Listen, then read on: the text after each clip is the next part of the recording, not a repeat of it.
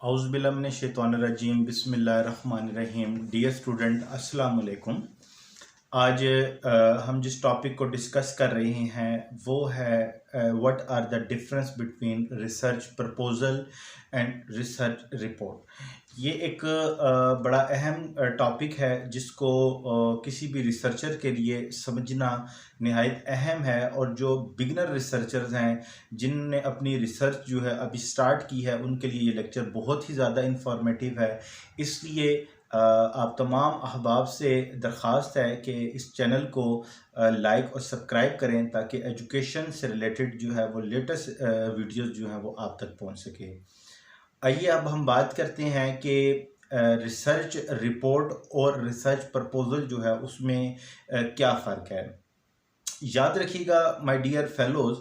कि जब भी रिसर्च प्रपोजल की हम बात करते हैं तो रिसर्च प्रपोजल जो है वो डिस्क्राइब करता है व्हाट द रिसर्चर इंटेंड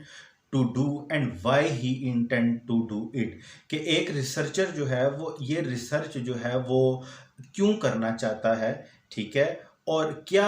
इस मतलब आप ये कह लें कि वो क्या नॉवेलिटी है, वो क्या यूनिकनेस है, या वो क्या प्रॉब्लम है जिसकी वजह से जो है वो एक रिसर्चर जो है वो इस टॉपिक के ऊपर या इस टाइटल के ऊपर जो है वो रिसर्च करना चाहता है। जबकि दूसरी तरफ अगर हम जब बात करते हैं रिसर्च रिपोर्ट की,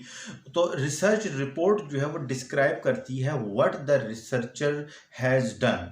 कि रिसर्चर ने क्या किया। यानी आप याद रखें कि जो रिसर्च प्रपोजल था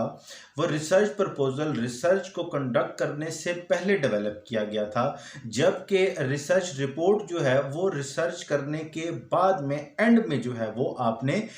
उसको तैयार किया। यानी इसमें आपने ये बताना है कि रिसर्च ने आपको क्या दिया, यानी रिसर्चर जो था उसने क्या किया and why he has done it, क्यों उसने ऐसा किया, and the result he has attached. तो जो फाइंडिंग्स होंगी, जो रिजल्ट्स होंगे वो आपके इस रिपोर्ट के साथ अटैच होंगे। यानी प्रपोजल जो है, याद रखिएगा, प्रपोजल हमेशा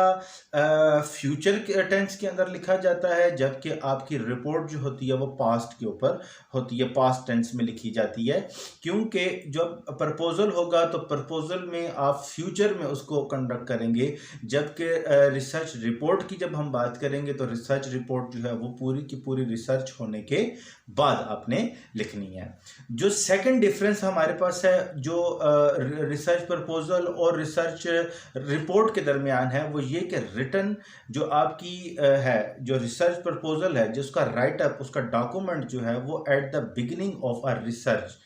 आपने रिसर्च से पहले लिखना है। यानी आपने अपने प्रोजेक्ट को लॉन्च करने से पहले आपने लिखा कि आपने किस मेथड्स के ज़रिए, आपका टाइटल क्या था, आपकी मेथोडोलॉजी क्या होगी, आप डेटा कैसे कलेक्ट करेंगे, ये सारे आप डेटा एनालिसिस करने के लिए जो है वो कौन सा टूल बनाए इस्तेमाल करेंगे, आपका सोर्सेज क्या होगा, आपकी पॉपुलेशन क्या होगी, आपका सैंपल क्या होगा, पॉपुलेशन से आप सैंपल किस टेक्निक के ज़रिए जो है वो ड्रा करेंगे। तो ये सारी बातें जो हैं आपके रिसर्च प्रपोजल के अंदर मेंशन होती हैं, और ये आपकी रिसर्च कंडक्ट करने से पहले जो है इसको इस्टेब्लिश किया जाता है, इसको तैयार किया जाता है। जबकि रिसर्च रिपोर्ट की जब हम बात करते हैं तो completed after the completion of the whole research project, आपका पूरा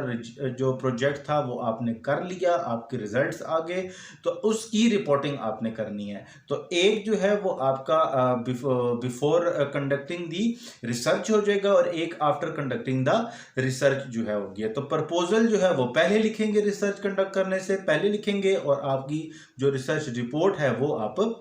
बाद में लिखेंगे।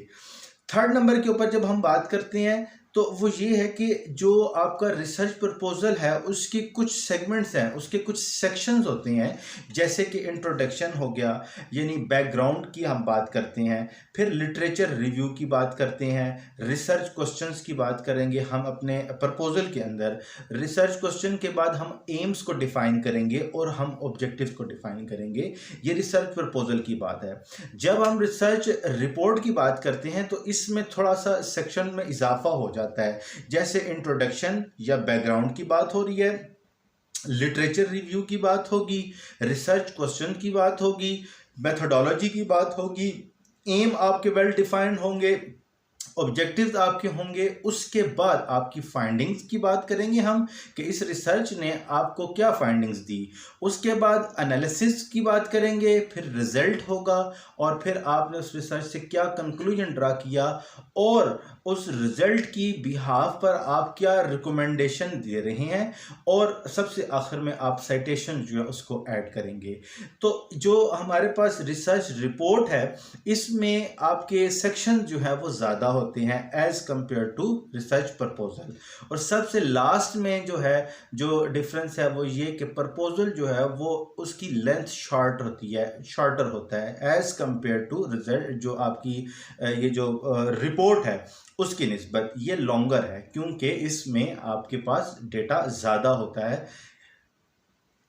आप ये कहते हैं कि जो प्रपोजल है वो आपने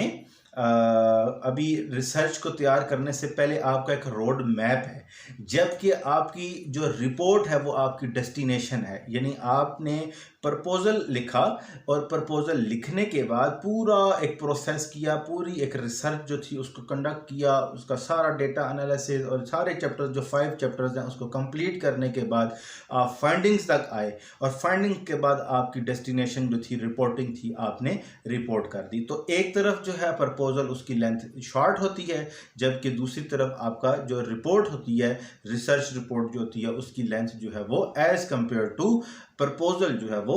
लेंथी होती है। तो ये कुछ डिफरेंसेस थे जो कि बिगनर जो स्कॉलर्स हैं उनके लिए उम्मीद है कि बहुत ज़्यादा मुस्तफ़ीद होंगे और बहुत सारे बिगनर जो स्कॉलर्स हैं और जो रिसर्चर हैं उनको इस तरह के छोटे छोटे टॉपिक जो हैं उनके अंदर डिफरेंस का और उसको समझने का अक्सर प्रॉब्लम देखने में आया है। तो उम्मीद है कि इस वीडियो को देखने के बाद आप तमाम अहबाब के मसाइल जो हैं वो हल हो जाएंगे। अपनी जो कीमती राय है काइंडली नीचे कमेंट सेक्शन के अंदर ज़रूर दिया करें ताकि हम अपने जो है वो वीडियोस जो हैं उसके अंदर बेहतरी लेके आ सकें। और सबसे आखिर में एक छोटी सी दरख्वास्त ये है कि अगर आपको किसी भी टॉपिक के मतलब कोई वीडियो चाहिए हो तो उसको भी कमेंट बॉक्स के अंदर आप हमें भेज दें ताकि नेक्स्ट टाइम पर हम उस टॉपिक से रेलिवेंट वीडियो जो है उसको बना के अपलोड कर सकें ताकि आप जैसे तमाम अहबाब जो हैं वो इस इल्म से मुस्तफ़ीद हो सकें। इंशाल्लाह ताला अगले वीडियो और अगले लेक्चर तक के लिए इजाज़त दीजिए। अस्सलामु अलैकुम वरहमतुल्लाहि वबरकातुहू।